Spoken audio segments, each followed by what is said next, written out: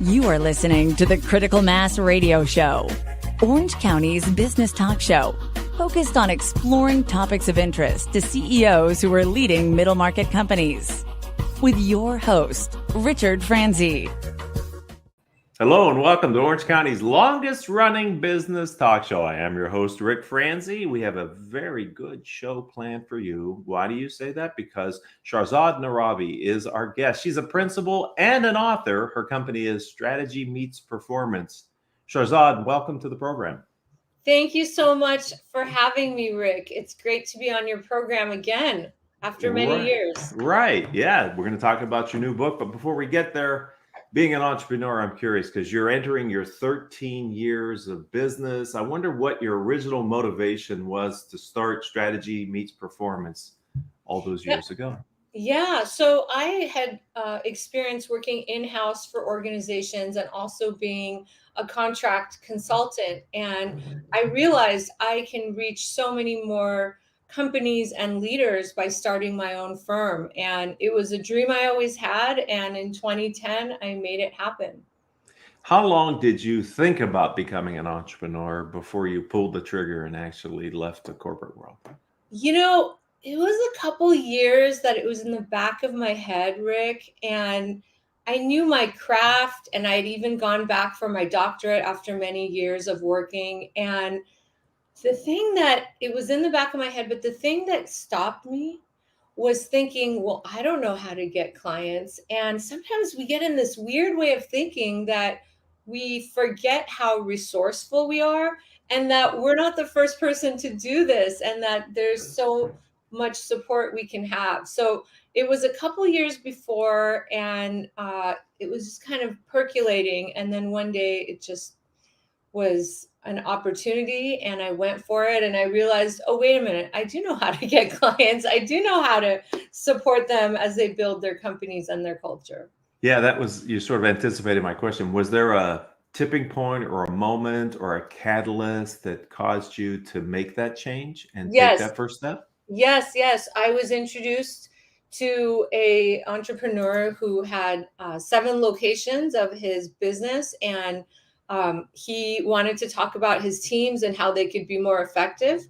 So I drove up to LA and had a conversation with him. Mind you, I didn't have a business or business license or anything. I was just being present and listening to him share about his successes and his challenges. And after an hour or so, I shared with him, here are my recommendations, 1, 2, and 3. And he asked, can you show up this time next week with that in a proposal? And of course, you always say yes, Rick. And I said, yes, I'd love to. And on my drive home, I realized I was present and authentic and thinking about what was best for this organization. And that is the sales process. And so I knew what to do. I knew what my craft was. And it was a huge defining moment for me because I had, for some reason, assumed I wouldn't know what to do just because I hadn't really done it before. Mm. Okay, so that was the inspiring opportunity to take the leap. How long after you formally started your business did you truly believe that you had a business that you could count on, that was going to survive and then ultimately thrive? Yeah. So it with this first client, I had a good feeling, but there's a couple people who said it was just beginner's luck or something. And my husband, you don't want to know what he said about them.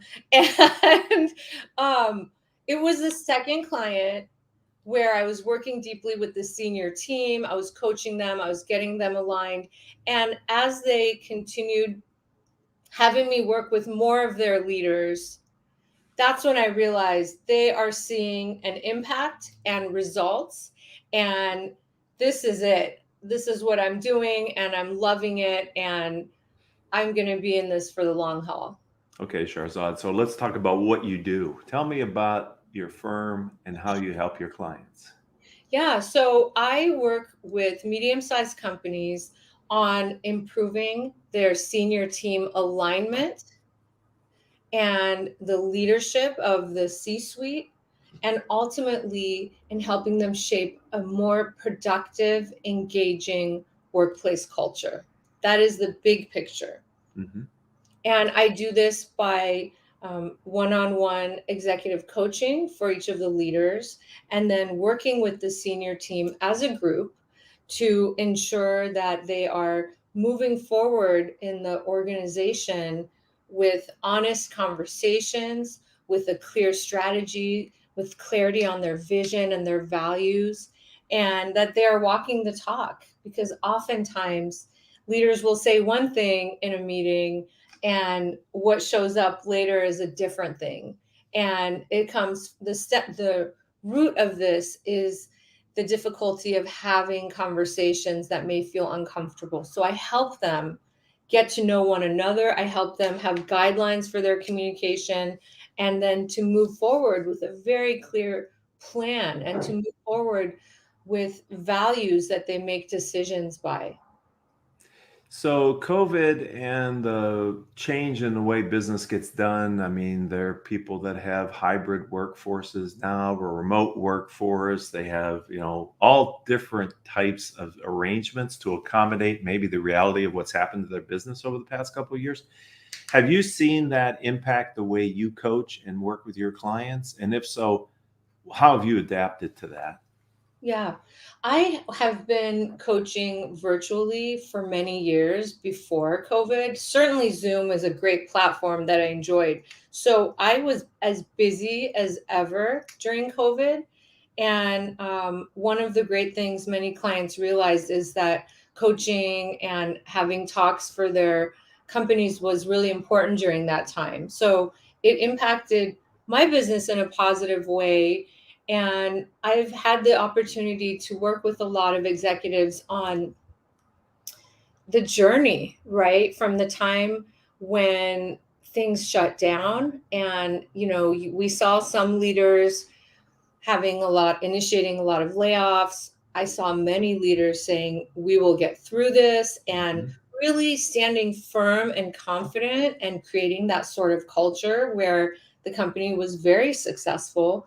And as we are exiting, COVID for the most part, I am now working with leaders to help them see what's the best way to create teamwork, meet the customer's needs, but also embrace what we've learned in these last 2 years, that you can be successful, that you can meet customers' needs, and you can create a flexible work schedule for your workers, all while creating success. So there have been a lot of conversations recently about how to ensure that the teams are still aligned, because over these years, so many employees were hired that no one ever saw. And to this day, they're just now meeting them. So it's a whole new world. And I think the ability to be agile and curious and open will really benefit leaders. Thank you. And you brought up the word culture, which I think is a perfect segue into your latest creation, which I'm holding right here. Congratulations. You're now a published author, and your book is A Powerful Culture Starts With You. So I'm wondering, first of all, what are the big ideas contained in your newest book? Sure. So one very big idea is about the power that a leader has to show up in a way that is open to seeking feedback, to looking at the culture with a fresh set of eyes. So early on in the book, I talk about how we can manage our inner world, because oftentimes we feel pressured to, look at problems externally from ourselves. And one of the things I've said to clients, to family members, to myself over the years is it starts with you, because we can only change ourselves. And within this very powerful transformation, those around us begin to shift. And so in this book, I talk about, before you even work on the 3 approach model, you have to work on your mindset. And I had this image created because when we have a negative mindset, or we think it's them, it's not me, I'm an old dog, how do I have new tricks? it's like we're carrying this backpack of negativity, of rocks, and it's weighing us down. And in the image that we're showing right now, it is a figure throwing this backpack with all these negative images off a cliff. And the images say, "You're not good enough. Make sure you look good. I did nothing wrong. It's them and not me." So that is one part of this work. The second part, if you'd like to show the next image, is that our ego, and this is a part of our brain that is there to protect us. It helps us in moments when we're in fight or flight. And when we're not in those moments, which is most of those times, the ego wants to be employed. And so it scans the environment and tends to look at things in the most negative way possible to protect us. And if we are being very cynical and skeptical in our viewpoint, how are we at the same time able to be open and receptive to what is happening in our culture or what could be better in our culture? So just being aware of what the ego is there for, how it helps us and how it hurts us is a big part of driving a really strong culture. So I first talk about that in the book. I talk about ways to save time and create space. Then I go into the 3 approach model. And the first part, and I made acronyms, Rick, for all of these because they are easy to remember. Right. And I have an uncanny ability to create acronyms that work. And the first one is watch it. And this is a new way to look at your culture with a fresh set of eyes. So the things that are included in the walk it model are walk around, ask questions, seek, explore, take in feedback. Make sure when you clarify the feedback, you are managing your ego. H of watch it is handle your ego, a big part of this. And when you are looking at your culture, and I have 4 different checklists for things to look at, and everything I refer to can be downloaded from the book's website, which is apowerfulculture.com. When you are looking at your culture with a fresh set of eyes, and maybe having a few colleagues do so alongside of you, you are getting in new data. You are getting new information that you could then decide, what new plan do I want to create? What ways am I going to take charge? And the checklists are around the physical space. What does it look like when you walk in? Who's greeting you? How are they greeting you? How are people working? The communications is, what messages are employees getting from the leaders about the organization's strategy and vision and what's happening with customers. The employee experience, and HR partners always appreciate this, is what's happening from the moment the employee enters the organization to the moment that they are being told about career paths and being supported in their journey. And last, group dynamics is a way to see how people are communicating in group settings. Is there inclusion? Are people of all areas in the organization encouraged to speak up? Or do you see more of the managers speaking up and not the individual contributors? Are women speaking up? Are people of color speaking up? Is that space created? And so it's a whole new way of looking at your organization. And I have different things to look at under each of these checklists. And when you go through this, there's going to be things as a leader you'll be very pleased about. Wow, we do a lot of these things really well, thumbs up. And then there may be some areas that are blind spots. And so I wanted to equip leaders with tools that they could start looking at it themselves. So explain to me, in writing the book, was it an organic outpouring of the work that you've been doing for the past 12 going on 13 years, and you decided to codify it? Or was it something that was an inspiration that you are now bringing into your business because you've put it into a disciplined approach based on the book? Both. I've been in this field for 20 years, and in my time, both consulting for other companies and working in-house up until these 12 years of having my business, I talk about culture. I talk about the environment that leaders are creating. And one of the things I was asked many times over the years was, tell me what to do. Tell me where to start. And I thought that was a great ask. And there's books on culture, but I wanted to create one that was step by step, that had lots of tools. My way of seeing the world is very practical.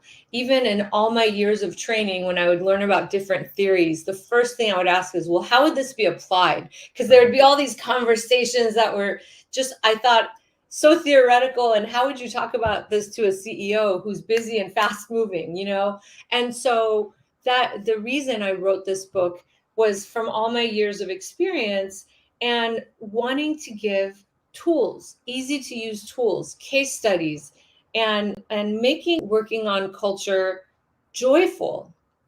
Those were some of the things that stood out to me in the process as I was writing it. Yeah, that's a tall ask, making working on culture joyful. So I'm glad that you're able to bring that joy to CEOs and middle market business leaders. I'm wondering, in the work that you've done professionally over the years, have you seen an impact on the company's financial performance, the bottom line, from their investment in time working on their culture? Yes. So there are several ways to measure if the work you're doing on culture has an impact. One is you save a lot of money because great people stay. It costs quite a bit to recruit and bring on and retrain new people. So when you have high performers who are staying, you are saving a lot of money. You have stronger performance when you have a good culture because people have a sense of ownership. They feel like, this is my organization. I want to go above and beyond. You have better customer care. These are things you could measure before and after you work on your culture. And last of many things is the reputation of your organization. Truly, there are people who I will meet, it's few and far between, that when I share with them that I'm a business psychologist, they will say, I love my culture. Things are going well. But it's few and far between. And my vision is to create more companies where people feel like that. Because most of the time people say, oh, you need to coach my boss, or you need to work with our company. And I thought, if I could create a guide that can help people, this will be a great start. In business, there are a few what I consider truisms, and one of them involves culture, which is whether the CEO and the leadership team work on the culture of the company or not, their company has a culture. Yes.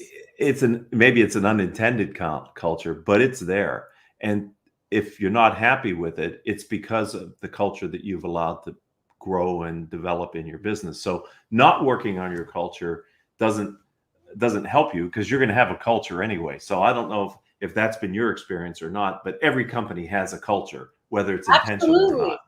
Absolutely. Culture is the way things are done. It's the way decisions are made. It's the behaviors that are role modeled. One of the things people want the most is for their leaders to walk the talk. Yes. To do what they say they want others to do. Culture is how leaders behave in crises. Do they start panicking, or do they stay calm and tell everyone what the plan is and be that deep rooted, when you see videos of huge storms and you see these trees, I use the tree metaphor a lot, and it's what you see on my cover and my logo. Right. And you see these trees that they are so deep rooted, and these storms are swaying them back and forth. But guess what? They're not going anywhere. And it's, how do you behave in these crises? How do you bring people on to the organization? How do you exit them? If you exit them, what do you reward? So like you were saying, there could be certain behaviors that maybe you're not rewarding, but there's no consequences for it. That forms culture. There may be leaders who are very high performers, yet they don't treat people right. And when you don't take action, that is part of your culture. Someone I recently met over the holiday was telling me that one of his managers was being abusive to everyone publicly, and he made the hard choice to let him go that day. And I told him that is culture setting. What you did shows people what is and is not acceptable. And so there's so many benefits when you're paying attention to all of these areas. That's And great. in my Walk It, the second model I have, Drive It, is a coaching model. My third model, which I created a long time ago, is the Walk It model. It's asking yourself, is my senior team walking the talk? Are they aligned? Can we truly have conversations where we are safely debating, making a plan, and then supporting each other? As we make big decisions, are we integrating our values? And so that is a big part of culture. And that's why I created the Walk It model. This is fantastic. I wish we had more time to spend in your book and in your culture, your coaching and consulting practice. So we're going to allow people, you already mentioned the website. We're going to tell them how to find the book here in a couple of minutes. But before we do, I'm wondering, where do you go to access other peer entrepreneurs who have insights or experiences that are going to help you stay ahead of your competition and continue to grow your business? Yeah.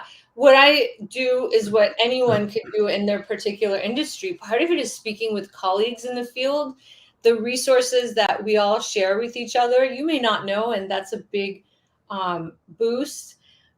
Doing a lot of reading, a lot of networking, also paying attention to the news, and being open to having conversations with your existing customers as well. These are some ways that I make sure I'm staying on top of trends and what's happening. Excellent. So let's look at tomorrow. Yeah. Describe your vision. Entrepreneurs always have a bright future in mind. I'm wondering, what is your next level for your firm? Yes. Thank you for asking this. So I'm already working on book number 2, and I have a trilogy in mind. So my second book is for female leaders and how they can bring their voices forward at work and at home, and also how men can support women on this journey.